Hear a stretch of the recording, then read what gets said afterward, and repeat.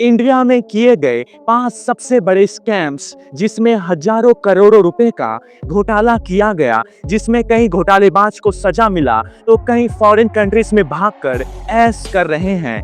Number 5, Vijay Mallya scam. Vijay Mallya, जो कभी United Spirits, Force India, Royal Challengers, Mohun Bagan, Kingfisher जैसे कंपनियों के मालिक रह चुके हैं, और माल्या एक समय मीडिया की सुर्खियों में अपनी लग्जरी लाइफस्टाइल को लेकर चर्चा में रहते थे। माल्या ने शराब के धंधे के बाद एयरलाइंस के बिजनेस में अपना हाथ आजमाया और खूब पैसा उड़ाया, जहां से इनका लॉस होना शुरू हुआ। 2005 में माल्या ने किंगफिशर एयरलाइंस का शुरुआत किया और 2007 में किंगफिशर ने लो कॉस्ट डोमेस्टिक मार्केट में एक्सपांड करने के लिए कर्जे में डूबे एयर डेकन को 1000 करोड़ में खरीदा, जिसे रीब्रांड करके किंगफिशर रेड का नाम दिया, जिसके लिए माल्या ने बैंकों से लोन लिया। लेकिन फाइनेंशियल मिसमैनेजमेंट, फ्यूल के प्राइस का बढ़ना, मार्केट में कंपटीशन का बढ़ना और बिना किसी प्लानिंग के एक्सपांशन करने के चक्कर में किंगफिशर ने लॉस करना शुरू कर दिया और 2016 तक विजय माल्या के ऊपर 17 बैंकों का 9000 करोड़ का लोन था और लोन ना चुका पाने की वजह से माल्या ब्रिटेन भाग गया और हमारी गवर्नमेंट आज तक उसे इंडिया वापस लेकर नहीं आ सकी। Number 4, Harshad Mehta scam. Harshad Mehta scam को 1992 इंडियन स्टॉक मार्केट स्कैम भी कहा जाता है। हर्षद मेहता, जो कि एक स्टॉक मार्केट ब्रोकर था, उसने fake bank receipt, stamp paper और मार्केट के लूप होल का यूज करके शेयर के ओरिजिनल प्राइस से 40 गुना ज्यादा शेयर के प्राइस को बढ़ा देता था और शेयर के प्राइस बढ़ने के बाद उसे सेल करके प्रॉफिट कमाता था। 1991 में एसीसी कंपनी के शेयर प्राइस 200 रुपए थे। हर्षद मेहता ने करप्ट बैंक एम्प्लॉयज के मदद से फेक बैंक रिसिप्ट बनाया और इस रिसिप्ट से बैंक से लोन लिया और लोन के पैसे से एसीसी के शेयर्स खरीदना शुरू कर दिया और सिर्फ 3 महीने में एसीसी के शेयर प्राइस 200 रुपए से 9000 तक पहुंच गया और शेयर के प्राइस बढ़ते देख कई इन्वेस्टर ने एसीसी के शेयर्स खरीदना शुरू कर दिया और आखिर में हर्षद मेहता ने अपना प्रॉफिट बुक करके अपना पूरा स्टॉक बेच दिया, जिस कारण से उस दिन मार्केट क्रैश हो गया। और हर्षद मेहता के साथ कई बड़े इंडस्ट्रियलिस्ट, पॉलिटिशियन और आरबीआई के ऑफिशियल्स भी मिले हुए थे और अप्रैल 1992 में हर्षद मेहता स्कैम का पता चला। ये करीब 5000 करोड़ का स्कैम था, जो अभी के समय के हिसाब से 30,000 करोड़ होता है और इस स्कैम के पता चलते ही इंडेक्स 4000 से गिरकर 2500 पर आ गया और हर्षद मेहता के ऊपर 23 क्रिमिनल केसेस लगाए गए, जिसमें से 4 केसेस में इन्हें कन्विक्टेड माना गया और 9 सालों तक इन पर कोर्ट ट्रायल चला और 2001 में हार्ट अटैक के कारण तिहाड़ जेल में इनका डेथ हो गया।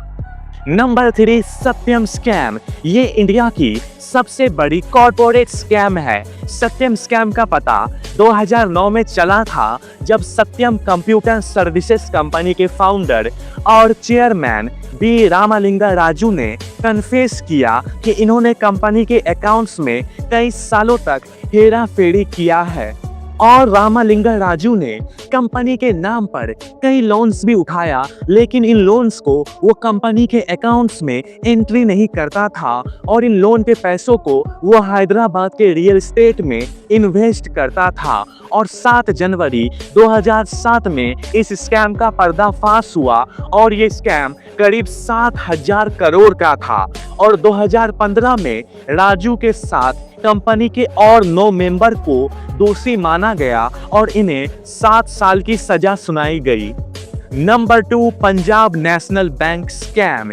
ये पंजाब नेशनल बैंक के साथ किया गया 11,000 करोड़ का स्कैम था। इस स्कैम को अंजाम दिया है नीरव मोदी, जो कि एक ज्वेलरी बिजनेसमैन है। इनके साथ इनकी वाइफ एमी मोदी, इनके भाई निशाल मोदी और इनके मैटरनल अंकल मेहुल चोकसी का नाम भी आता है। सीबीआई के अनुसार नीरव मोदी ने पंजाब नेशनल बैंक से फर्जी लेटर ऑफ अंडरस्टैंडिंग यानी LOU बनवाया।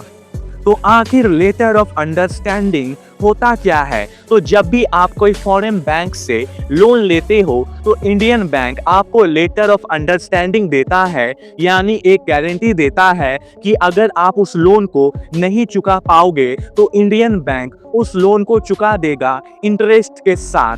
तो फॉरेन बैंक को एक सिक्योरिटी मिल जाता है। नीरव मोदी की कंपनी ने 8 अलग अलग बार फर्जी लेटर ऑफ अंडरस्टैंडिंग बनवाया और फॉरेन बैंक को बेवकूफ बनाकर लोन लिया और 2011 से लेकर 2017 तक 11,000 करोड़ का लोन लिया गया। और जब इन बैंक्स को अपना लोन वापस नहीं मिला तो वो पंजाब नेशनल बैंक के पास आए कि तुमने लेटर ऑफ अंडरस्टैंडिंग दिया है तो हमें लोन वापस करो। तब पंजाब नेशनल बैंक ने कहा कि हमने तो कोई लेटर ऑफ अंडरस्टैंडिंग दिया ही नहीं। तब इन्हें पता चला कि यहाँ एक फ्रॉड हुआ है और इस फ्रॉड में 2 बैंक ऑफिशियल्स भी शामिल थे और इस फ्रॉड की रिपोर्ट सीबीआई को किया गया और सीबीआई के अरेस्ट करने से पहले जनवरी 2018 को नीरव मोदी और उसकी फैमिली लंदन भाग गई।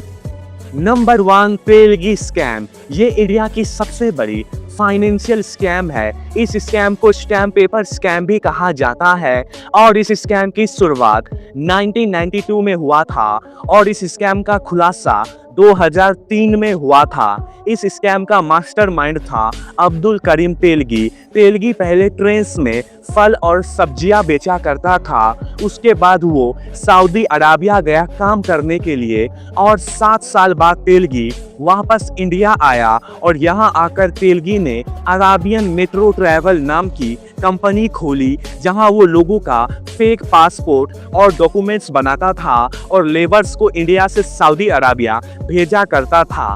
बाद में पुलिस को इसके इस धंधे का पता चला जिसके बाद इसे जेल जाना पड़ा और जेल से निकलने के बाद उसने एक नए धंधे की शुरुआत किया, नकली स्टैम्प पेपर प्रिंट करने का।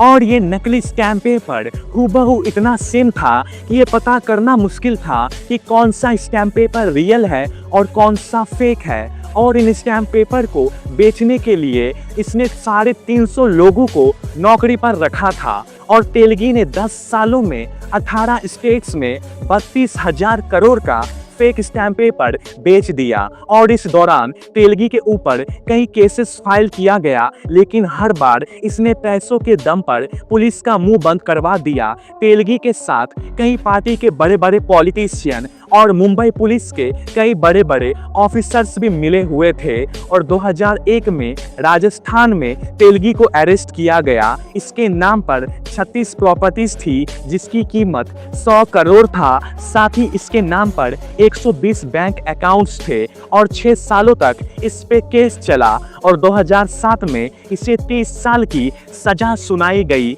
और 2017 में बेंगलोर के विक्टोरिया हॉस्पिटल में इसकी मौत हो गई।